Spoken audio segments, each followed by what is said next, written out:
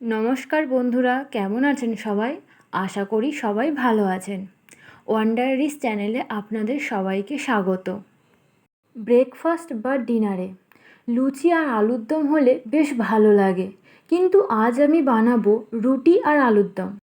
প্রথমে আমি একটা আলু 4 টুকরো করে কেটে নিয়েছি। তারপর একটা কড়াইতে তেল গরম করে শুকনো লঙ্কা, তেজপাতা আর 5 ফোড়ন দিয়ে দেব। তারপর কেটে রাখা আলুগুলো কড়াইতে দিয়ে একটু ভেজে নেব। দেখুন, এরকম একটু লাল করে ভেজে নিতে হবে। এখানে আমার ভাজা হয়ে গেছে। এবারে দিয়ে দেব একটা টমেটো কুচি, 3 চামচ আদা বাটা, স্বাদ মতো নুন, হলুদ গুঁড়ো, জিরে গুঁড়ো, একটু ধনের গুঁড়ো আর একটু কাশ্মীরি লঙ্কার গুঁড়ো আর স্বাদ মতো লঙ্কা দিয়ে ভালো করে কষিয়ে নিতে হবে।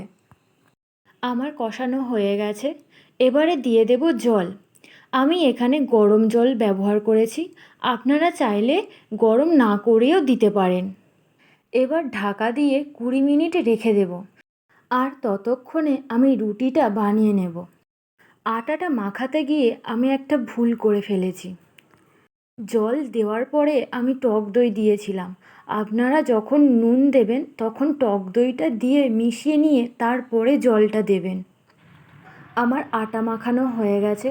এবার আমি 10 থেকে 15 মিনিট ঢাকা দিয়ে রেখে দেব। তারপর আমি লেচি কেটে নিয়েছি। তারপর একে একে রুটিগুলো করে নেব। চলুন এবার আলুর দমটা দেখে নেওয়া যাক।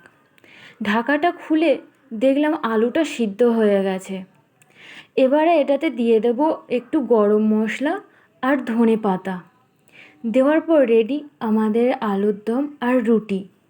ভিডিওটি ভালো লাগলে লাইক আর সাবস্ক্রাইব করে দেবেন।